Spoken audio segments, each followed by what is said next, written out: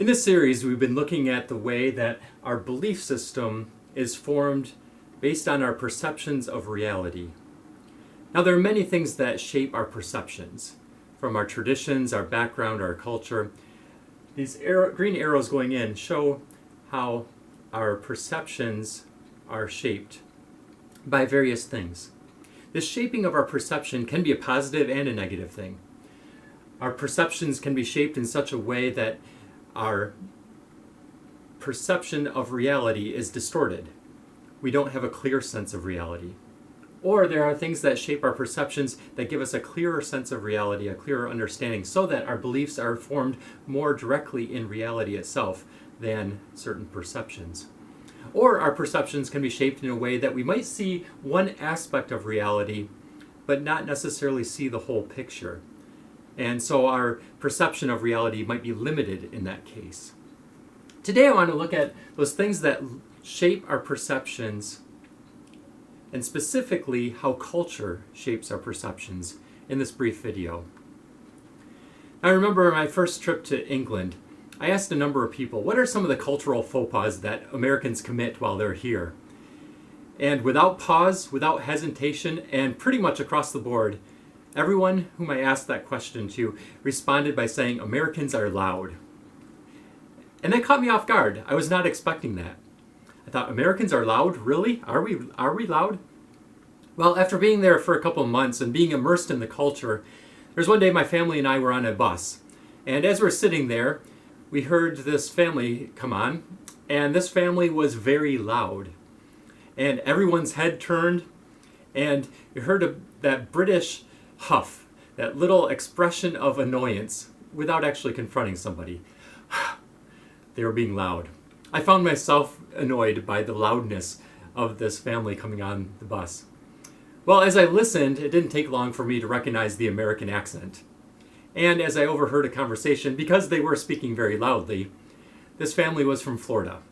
So yes, they were Americans, and yes, they were loud, and yes, the British were right in this case. Sometimes we're so immersed in our culture that we don't understand the nuances. We don't understand an outside perspective on our culture. So being immersed in that, there are certain things that shape our perceptions of reality that we don't know otherwise. We're not even really fully aware of that because we are so immersed in that culture that we can only see that bit of reality from a certain perspective, a certain perception on that reality. And sometimes that's a good thing. Sometimes maybe our culture has shaped us to understand reality in a very clear sense, in a clear way, to see things in a way that maybe other cultures might not see it as we do. There are other ways in which our culture shapes our perceptions that distort our sense of reality, and we need to be aware of those as well.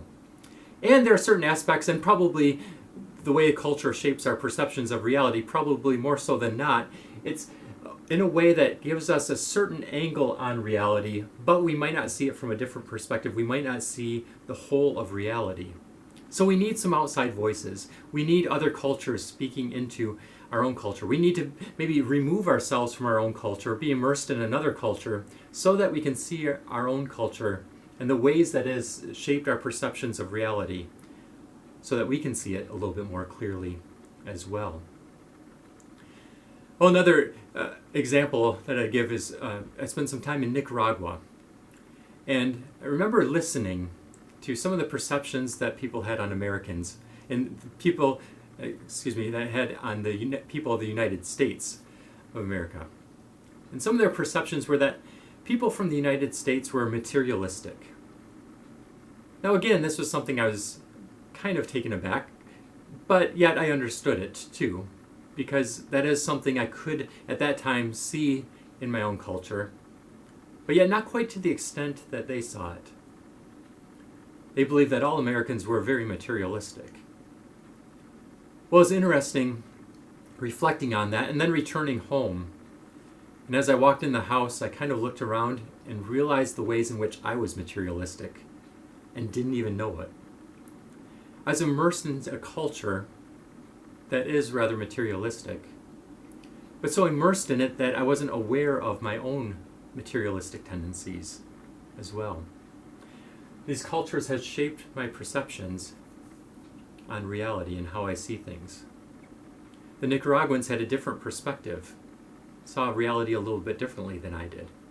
And it took me being immersed in that culture for a time to be able to see my own cultural influences on my own life. Well, there are some cultural generalizations. And like any generalization, we need to be careful because there are always exceptions to generalizations. However, these generalizations do tend to capture some cultural tendencies that we might have. In the West, which would include Europe and the cultural descendants, let me call it cultural descendants of Europe, so the areas in which they perhaps colonized and had a stamp of influence upon over the years. Western culture tends to be more individualistic. Western culture also has a tendency, in order to, as a way of kind of keeping order and structure, we use a system of guilt and punishment. If somebody does something wrong, they're proclaimed guilty and they deserve punishment.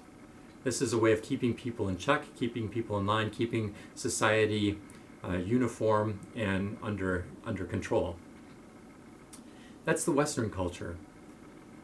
African culture tends to use more of a power-fear base in order to keep control, to keep a unified culture. Power and fear. So fear of those in power. Those in power have the power in order to kind of instill a fear to keep people in line, to keep the community together and whole. Eastern culture, so kind of Middle East on Eastern into Asia, a lot of Asian cultures are based more on an honor-shame setup. So if somebody does something wrong, they have shamed the community. They have brought shame on the community. And one's intention is to try to bring honor to the community. Again, very community-focused, where in the West it's very individualistic-focused. Now this can be confusing and hard to wrap our minds around, but these are ways in which our culture shapes us, shapes our perceptions of reality. Now actually, before the COVID-19 pandemic came about, I used to ask this question when talking about culture in some of my classes. I'd ask the question, when you see on TV, on the news, you see some scenes from Asia, various places in Asia, and you see somebody wearing a surgical mask in public. Why are they wearing that mask? And to my students here in the United States, across the board, people would answer, because they don't want to get sick. That's our Western shaping of our perceptions on reality and what is happening. When in reality, in the East, that honor and shame culture, the community-focused culture, people tend to wear a mask in order to protect the community. If I am sick, I don't want to spread something to my community. I don't want to have that shame of harming my community.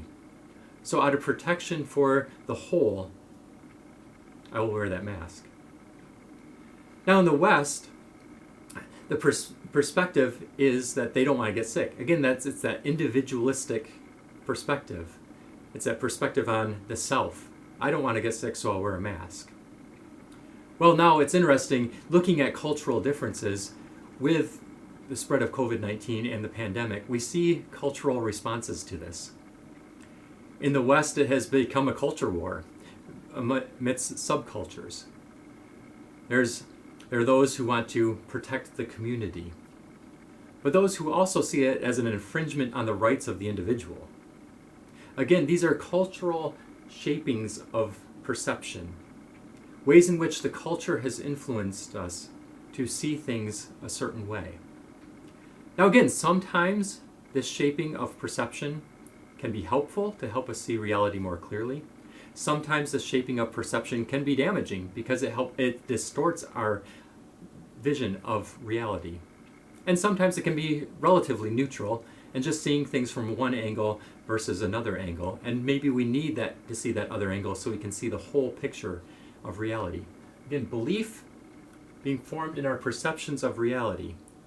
But we need to have this awareness of those things that have shaped our perceptions so that we can deal with them and actually look at putting our beliefs more directly in reality and not on our perceptions, especially those that have been distorted.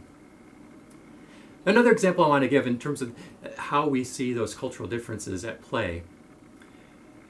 I had a friend of mine visiting last year from Kenya, and he is a bishop, oversees a number of churches in Kenya, and he and I were walking through downtown Chicago, and we got talking about their cultural differences, and I asked him specifically about that power-fear aspect of their culture versus the guilt-punishment aspect of the Western culture. And we had a great conversation about it, and one example he gave is that as a bishop, he is in a seat of power, and he can instill fear to get what he wants among those who are underneath him. However, he also put the little disclaimer on saying that I know that is not correct, a good way of going about things, so I don't use my power in that way. But he said, but because of the position of power, he could if he wanted to. Well, after conversing a little bit about our cultural differences in this way, especially in the idea of power and fear versus guilt and punishment, we were walking along, and we passed a number of homeless people, a number of people holding cardboard signs, looking for some aid and assistance. And as we were walking along, he said, do I need to be afraid as we walk past the people holding the signs and homeless people? And I said, well, I always use caution, but I've never felt afraid or in danger. But I do use caution.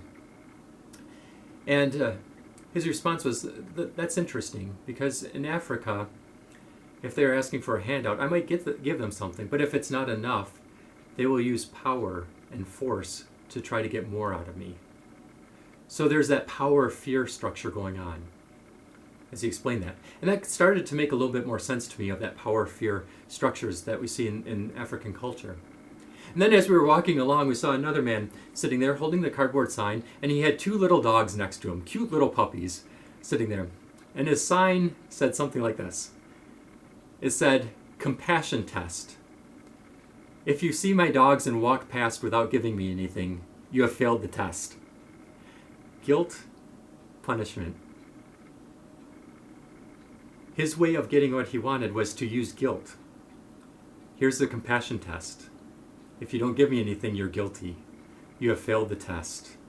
Guilt, punishment, versus fear and power. Well, these are these are generalizations, and there are exceptions to those generalizations. However, it helps us to see that there are things that have shaped our perceptions in certain ways that maybe we don't even realize it. Another kind of benign example that I like to give is looking at how we pronounce things. So if I were to go through the alphabet and say, what sound does the letter A make? Now there's a long A and a short A, of course, but you would probably know those. What sound does a B make? And you would say, ba. What sound does a D make? You would say, da. And as I go through the alphabet, I'd get to the letter T, and I'd say, what sound does the letter T make? And you would likely respond, ta. And then I'd ask, say this word, W-A-T-E-R. And if you live here in the United States, you might respond by saying water. Right? W-A-T-E-R, water. Well, you may not even realize that I'm pronouncing my T like a D, when I should be saying water, not water. Again, cultural things that we don't even realize. We pronounce our T's like D's. Again, relatively benign, not a big deal. But it is a cultural influence nonetheless. These cultural influences have a way of shaping us from the benign to the more significant. And sometimes we don't even realize it. Rudyard Kipling had a great quote. He said, "What can one know of England if only England is known?" In other words, if I'm only immersed in my own culture, can I truly know my own culture? When I'm so immersed in it, I don't understand the nuances, the differences, the things that have shaped me to be the way I am. But yet when we remove ourselves from our culture, when we experience other cultures, when we immerse ourselves in other cultures, we can begin to look back on our own culture with fresh perspective. We can see those things that have shaped us over the years to form our perceptions of reality. And it's this understanding and knowing of those things that have shaped our perceptions that help us to deal with them in order to get to a more clear picture of reality. Not the distorted views that we might have based on our culture, or not the limited views that we may have on our culture, but to get to a holistic, broader perspective on what is real and what is true. Culture has a way of shaping us. We need to understand our culture in order to get to what is real and what is true.